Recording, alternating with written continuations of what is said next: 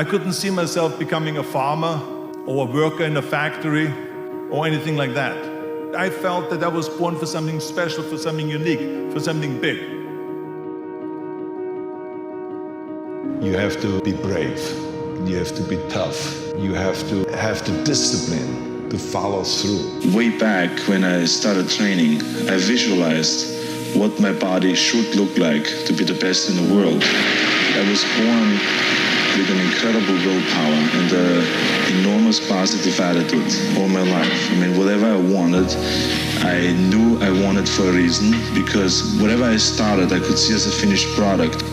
There was never one negative impulse in my last 15 years. Can you imagine you have to doubt that you maybe don't make it? Maybe I will never be a Mr. Universe. That destroys the whole thing. You got to have faith in your vision.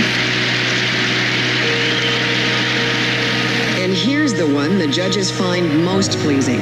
Arnold Schwarzeneggar of Santa Monica, California. Born 29 years ago in the Austrian Alps, son of a local police chief. He spent his boyhood at skiing, boxing, weightlifting, soccer. A lifetime athlete. His body has put him on the way to becoming a millionaire. My parents wanted me to have a normal life. Schwarzenegger's vision paid off in titles. 5 times Mr. Universe, 6 times Mr. Olympia.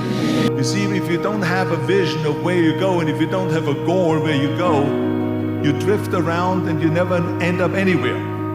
It's like you can have the best ship in the world, you can have the best airplane in the world. If the pilot or the captain doesn't know where to go, it would just drift around. It would not end up anywhere, or most likely in the wrong place.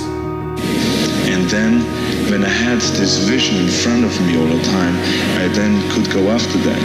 I mean, you have to have the kind of a mind as a sculptor has, because a sculptor has to do the same thing. He has to look at his art and say, well, it's still not in proportion. I have to take a little bit away here, or I have to put more on here to make it get into proportion. And the same a bodybuilder has to do with his body. You have to have tunnel vision.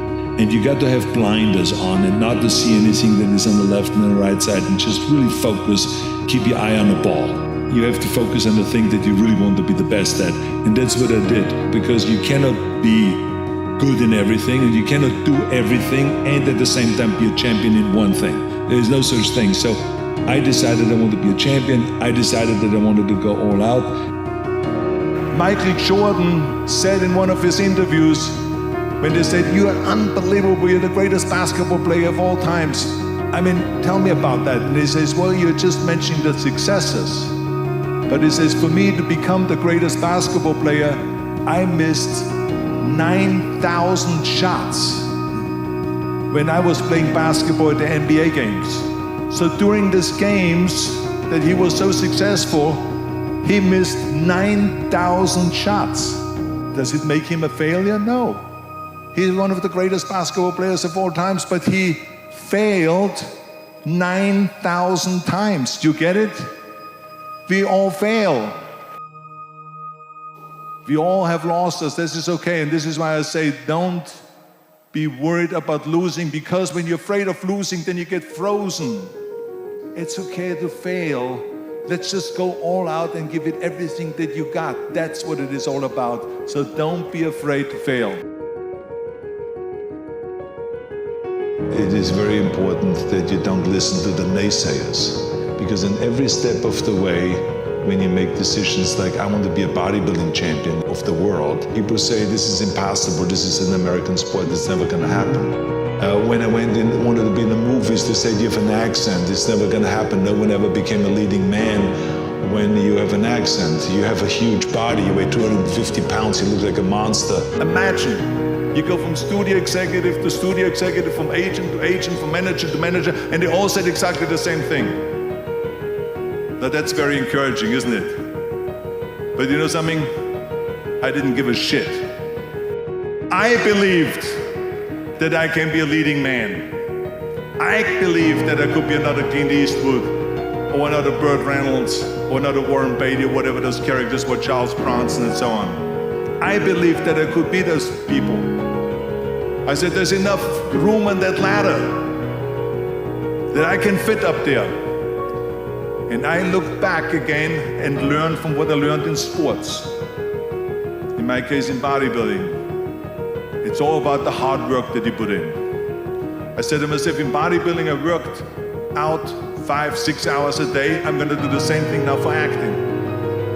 And of course, I went to college to study English, acting classes, and all of this stuff, all day long. I worked and I worked and I worked.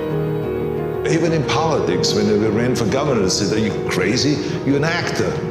You're a businessman. I mean, you're not a politician. You should start to be a mayor first and maybe an assemblyman or senator, but not to be around for governor. So I never listened to the naysayers because I believed what Nelson Mandela said, that everything is always impossible until someone does it. Work your ass off. There is no magic bill. There is no magic out there. You cannot get around. You have to work and work and work. I can tell you. In order to be complete, and that's when you really have a 100% chance at being successful. When you have a complete situation, that means that you have developed your body, meaning your health, your strength, your energy, and all of that makes you much more positive, right? Because that's when you wake up, when you feel strong and you feel fit and you ride the bicycle in the morning, the whole world looks much more bright. So the training of the body, extremely important.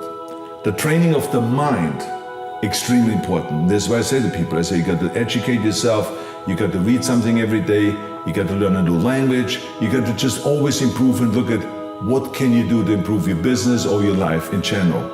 So to develop the mind, and then to develop the spiritual side and the soul, extremely important also. So if we put those three things together, we have total completion. And it's very important to understand that we function better if there is no safety net, because plan B becomes a safety net. It says that if I fail, then I fall and I get picked up and I have something else there that will protect me.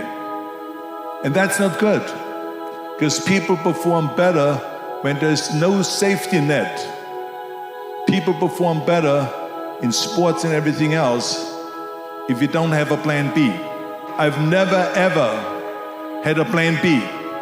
I say I made a full commitment that I'm gonna go and be a bodybuilding champion. I made a full commitment that I'm gonna be in America. I made a full commitment that I'm gonna get in the show business and I'm going to be a leading man. No matter what it takes, I will do the work. I will do the work over and over and over until I get it. And the same was in politics and everything like that. So to me, it is very dangerous to have a plan B, because you're cutting yourself off from the chance of really succeeding. And the reason, one of the main reasons why people want to have a plan B is because they are worried about failing. What is if I fail, then I don't have anything else? Well, let me tell you something, don't be afraid of failing, because there's nothing wrong with failing. You have to fail in order to climb that ladder.